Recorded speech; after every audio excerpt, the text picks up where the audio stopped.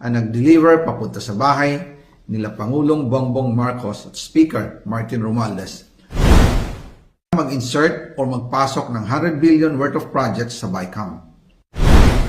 Sana po ay hindi nila ako mapatay bago ko mailabas ang lahat. Ginawa ko lang ang utos sa akin, pero ngayon, handa na akong harapin ang lahat. Ginagamit ng administrasyon ang buong resources ng bansa para tumahimik ako. That he will shoot me if I will talk. Gagamitin ako bilang panakipbutas sa kanilang kampanya laban sa korupsyon. Hindi na ako mananahimik, ilalabas ko ang lahat ng katotohanan. May resibo, may ebidensya, at may pangalan. Kaya ngayon ay hinahamon ko si Ombudsman Remulla kung seryoso talaga siya sa mga sinasabi niya sa kanyang press release na idadamay niya pati si Martin Romualdez kung magbibigay ako ng ebidensya. Patunayan niya ngayon ang pronouncement niya. Imbestigahan niya ang Fraternity Brad at ang kanyang kaibigan na si Speaker Martin Romualdez kung talagang tutupad siya sa tungkulin niya.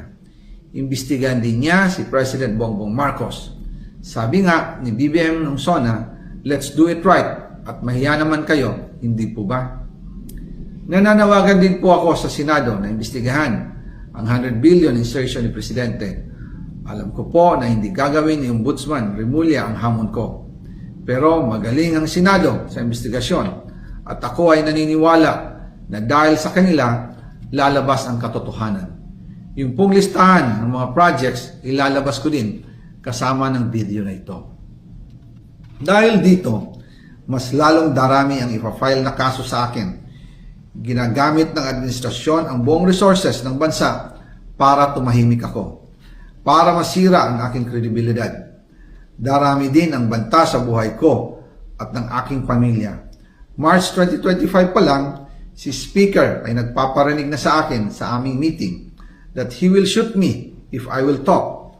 At pagkatapos niyang sabihin sa akin in a phone call na don't come home, we will take care of you, tumawag ulit si Speaker Martin at sinabihan niya ako na pag umuwi ako will be dangerous. Kasi they might hire someone to do a rub out on me or hire the police to kill me while in jail. Una pa lang ito sa magusto kong ibunyag. Marami pa akong dadalhin sa liwanag.